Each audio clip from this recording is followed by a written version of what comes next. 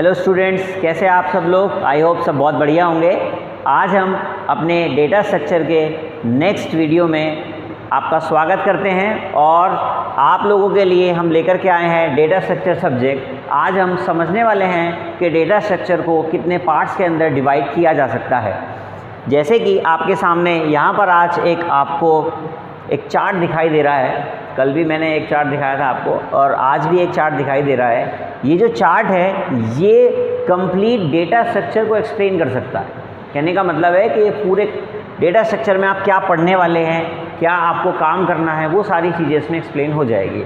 सबसे पहले मैं आपसे कहूँगा कि अगर आप डेटा स्ट्रक्चर की बात करते हैं तो आप ये बताएंगे कि data structure is not a programming language. आप अपनी नोटबुक के ऊपर बड़ा बड़ा लिख लीजिए कि डेटा स्ट्रक्चर प्रोग्रामिंग लैंग्वेज नहीं है। Data structure is a basic concept to how to implement the logic, कि आप अपने लॉजिक को कैसे इम्प्लीमेंट करेंगे। ये क्या कहलाता है? डेटा स्ट्रक्चर कहलाता है। डेटा स्ट्रक्चर को बनाने के लिए हमें दो चीज़ों की ज़रूरत पड़ती है, आपका प्रोग्राम और आपका एल्गो। प्रोग्राम से मतलब मेरा है लॉजिक से, लॉजिक होगा और लॉजिक को आप अपनी एल्गो में इम्प्लीमेंट करेंगे और इम्प्लीमेंट करने के लिए आप प्रोग्राम बना देंगे बाद में।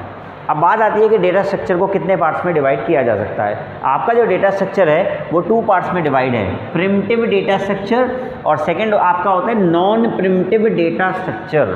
बात आती है व्हाट इज़ प्रिमिटिव।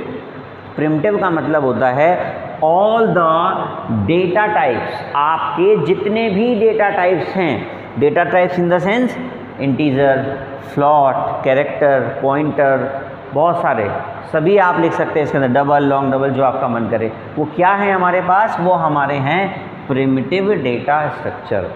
ये हम लोग बस पहले से पढ़ते हुए आ रहे हैं। सी में हमने पढ़ा, C++ में हमने इसको पढ़ लिया। अब हम बात करेंगे नॉन प्रिमिटिव डेटा स्ट्रक्चर की। ये नॉन प्रिमिटिव क्या होता है? नॉन प्रिमिटिव का मतलब होता है 3 पार्ट्स हैं इसके नॉन प्रिमिटिव के। फर्स्ट है आपका एरे, आप लोगों ने सी में एरे पढ़ा हुआ है, C++ में आप लोगों ने एरे पढ़ा हुआ है। देन सेकंड आपके पास आता है लिस्ट और थर्ड होता है फाइल। फाइल हैंडलिंग का कॉन्सेप्ट हम लोगों ने C++ में पढ़ा है, वो फाइल के कॉन्सेप्ट पे काम करती हैं चीज़ें। दूसरा आता है यहाँ पे सेकंड नंबर पे आपका लिस्ट। लिस्ट का मतलब है एक सीक्वेंशियल ऑर्डर में किसी चीज़ को हम लोगों को रखना। लिस्ट कितने पार्ट्स में डिवाइड होती है? लिस्ट होती है हमारे पास में 2 पार्ट में डिवाइड। फर्स्ट होती है हमारे पास में लीनियर। लीनियर का मतलब है सीक्वेंशियल ऑर्डर, एक के बाद एक, एक के बाद एक। नॉन लीनियर कहीं से भी आ जाएगा, पहले फर्स्ट आया था फिर थर्ड वाला आ गया, एक उसकी अलग ब्रांच निकल गई, उसकी दूसरी अलग ब्रांच निकल गई, अलग अलग। स्टैक होता है लीनियर में, स्टैक और क्यू। स्टैक क्या कहता है आपसे? स्टैक कुछ इस फॉर्मेट का बना होता है। जब हम इस स्टैक को पढ़ाएंगे तो उसको पूरा एक्सप्लेन करेंगे। अभी फ़िलहाल आपको याद रखना है कि जैसे एरे पढ़ते थे इसी तरीके का एक कॉन्सेप्ट हम लोग यहाँ पर पढ़ेंगे, स्टैक। जब आप शादी में खाना खाने के लिए जाते हैं तो आपको याद होगा कि जो प्लेट सबसे लास्ट में रखी गई थी वो प्लेट सबसे बाद में उठाई जाती है, या आप ऐसा कह सकते हैं कि जो प्लेट सबसे लास्ट में रखी गई वो आपने पहले उठा ली। इस कॉन्सेप्ट को हम कहाँ पढ़ेंगे? स्टैक के अंदर पढ़ेंगे। उसके बाद बात आती है क्यू। क्यू आप बहुत अच्छे से सभी जानते हैं। आपने रेलवे में टिकट खरीदा होगा लाइन में लग के, आपने मूवी की टिकट खरीदी होगी लाइन में लग के। तो लाइन नहीं बोल रहे यहाँ पे, क्या शब्द यूज़ कर रहे हैं? क्यू। क्यू की अपनी अलग अलग कैटेगरी होती है। हम लोग क्या बात करेंगे कि इस तरीके से हमने क्यू, आपको लग रहा है सर एरे बना रहे हैं। एरे जो है दोनों तरफ से बंद होता है, बट हमारा जो क्यू है वो दोनों साइड से खुला हुआ रहेगा और यहाँ से हम बाहर जाएंगे और यहाँ से आप लोग अपना इंसर्ट करने का काम करेंगे। देन उसके बाद बात आती है नॉन लीनियर, आपकी नॉन लीनियर लिस्ट की। नॉन लीनियर लिस्ट का मतलब होता है, सबसे पहले बात आती है ग्राफ की। देखिए ग्राफ क्या होते हैं? Executive, non executive, different type के ग्राफ हो सकते हैं। डायरेक्टेड ग्राफ हो सकते हैं, इनडायरेक्टेड ग्राफ हो सकते हैं। ग्राफ का मतलब होता है एक डिफरेंट टाइप का मैप्स। मान लीजिए आपने इस तरीके की डायरेक्शन दे दी, ये एक ग्राफ हो सकता है आपका, ये एक ग्राफ है, ठीक है जी, ये ग्राफ है, ये एक ग्राफ है, ठीक है। वर्टिसेस होते हैं और एज होती हैं। पूरा टॉपिक है, पूरा बड़ा चैप्टर है ग्राफ का, कंप्लीट चैप्टर हम लोग वहाँ पे पढ़ेंगे। उसके बाद बात आती है हमारे पास में ट्री की। ट्री का मतलब देखिए आपका पेड़ है, तो पेड़ का मतलब ये नहीं है कि यहाँ से नीचे से स्टार्ट हो जाएगा। ट्री का मतलब है कि स्टार्टिंग में कोई नोड होगी, फिर उसके 2 चिल्ड्रन होंगे, हो सकता है कभी कभी 2 से ज़्यादा भी चिल्ड्रन हो, या फिर 2 ना हो, 1 चिल्ड्रन हो, और ऐसा भी हो सकता है कि लास्ट वाले में कोई भी चिल्ड्रन ना हो। तो ये क्या है हमारे कॉन्सेप्ट? ये हमारे कॉन्सेप्ट हैं ट्री के। ये जो डायग्राम आपके सामने देखा जा रहा है, आप देख रहे हैं इस डायग्राम को, जब भी आपके पास में पेपर के अंदर सबसे पहला क्वेश्चन आएगा व्हाट इज़ डेटा स्ट्रक्चर, आप तुरंत बड़े अच्छे शब्दों में लिखेंगे, हेडिंग डाल के लिखेंगे data structure is not a programming language, और उसके बाद बताएंगे डेटा स्ट्रक्चर की डेफिनेशन। देन उसके बाद आप इस स्ट्रक्चर को डिफाइन करेंगे और उसके बाद आप ये बताएंगे कि ये प्रिमिटिव होता है, नॉन प्रिमिटिव होता है, पूरा स्ट्रक्चर आप बहुत अच्छे से समझा देंगे।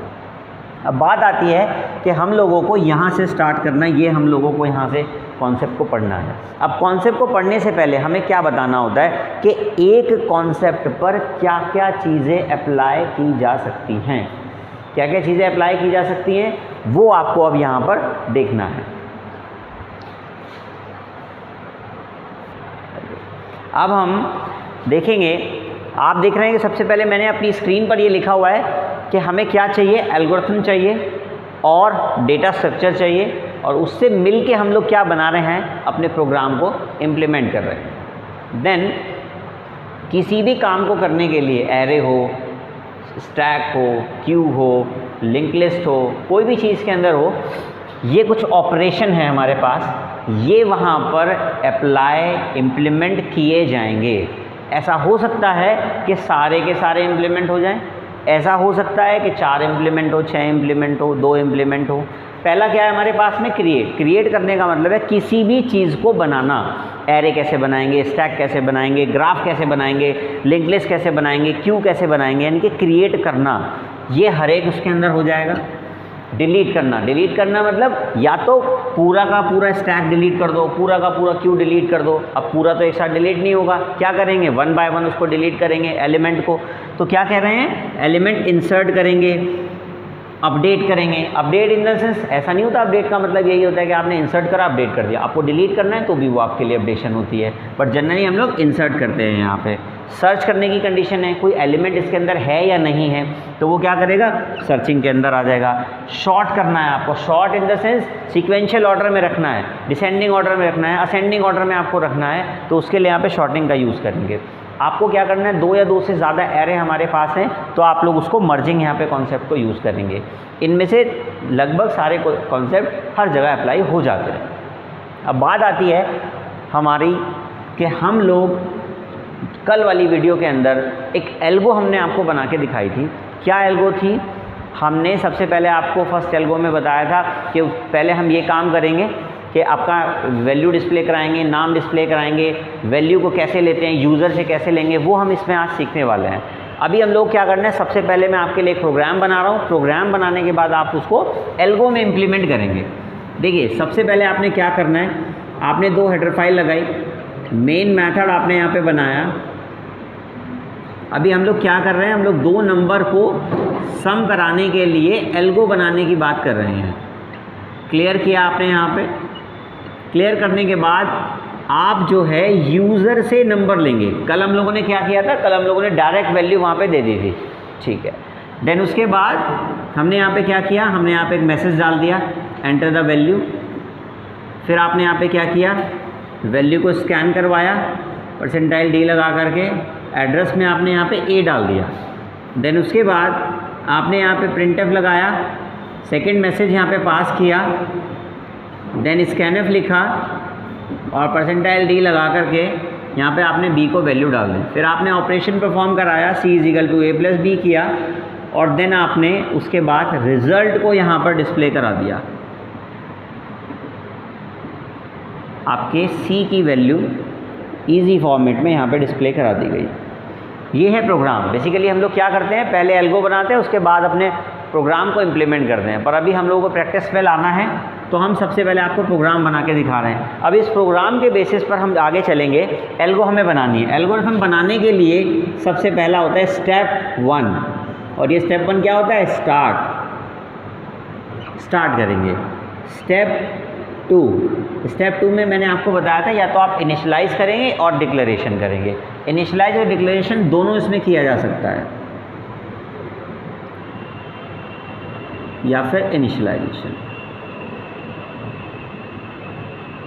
आपने यहाँ पे देखा कि मुझे यहाँ पे क्या चाहिए, इंटीजर टाइप के 3 वेरिएबल चाहिए। कल मैंने आपको एक लैंग्वेज लिखवाई थी कि we are using integer type of variable और वेरिएबल नेम इज़ a। तो आज हम यहाँ पे क्या लिखेंगे कि इंटीजर टाइप ऑफ वेरिएबल, ठीक है। और आप जो है नाम कुछ भी रख सकते हैं, आपको डिपेंड करेगा आप क्या नाम रखते हैं। Variable name is A, B, C और उसके बाद आप फुल स्टॉप लगा देंगे यहाँ पर, ठीक है। अभी क्या करना है, यूज़र से नंबर लेना है। अगर आप डायरेक्ट नंबर लेना चाहते हैं तो कल मैंने आपको बताया था कि आप डायरेक्ट नंबर लेने के लिए ऐसे लिखेंगे सेट A = 10, सेट B = 20। तो आप ऐसे भी कर सकते हैं, बट हम लोग यहाँ पे क्या कर रहे हैं, हम लोग यहाँ पर डायरेक्ट नंबर नहीं देंगे। हमें इस बार नंबर जो है आपको यूज़र से रन टाइम पर लेने हैं। तो रन टाइम पर वैल्यू लेने के लिए आप चाहें तो इसी में काम कर सकते हैं, और अदरवाइज़ अगर आपका मन है कि मुझे अलग स्टेप बना के इसको रिप्रेजेंट करना है तो आप अलग से बनाएंगे। यहाँ पर आप लिखेंगे give the value by the user. अगर एग्ज़ाम में कोई गड़बड़ भी हो जाती है तो कॉपी चेकिंग करने वाले आप यहाँ पे देख लेते हैं कि बच्चा क्या करना चाह रहा था। तो देन हम क्या करेंगे, एक डिस्प्ले नाम का मैसेज देंगे।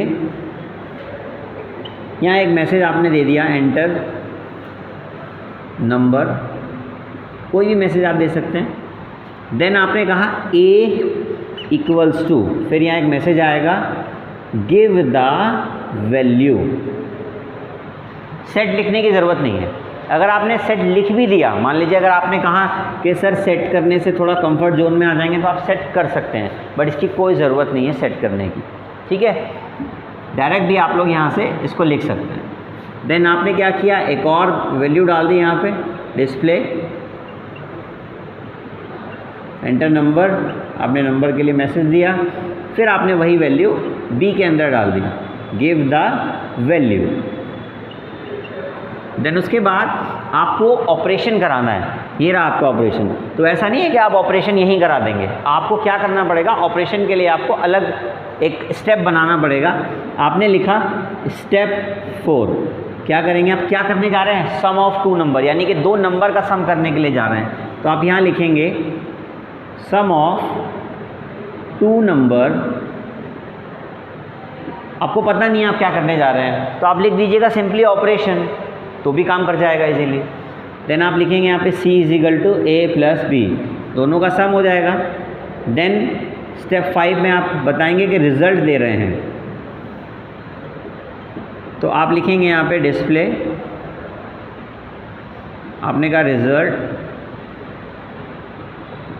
और आपने यहाँ पे C लिख दिया, क्योंकि आपके प्रोग्राम के अकॉर्डिंग इसी तरीके से आएगा। आपने C लिख दिया, आपका रिज़ल्ट यहाँ पर डिस्प्ले हो गया है, और आपने क्या किया, एंड कर दिया।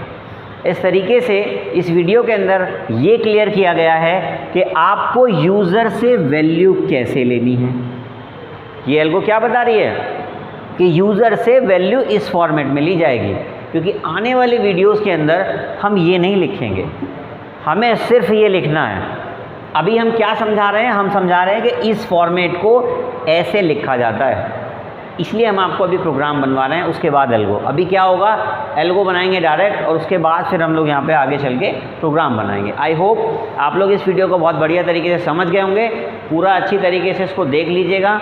और आज के लिए हमारी वीडियो में इतना ही, फिर आगे फर्दर हम लोग अपनी वीडियो को कंटिन्यू करेंगे। Thank you.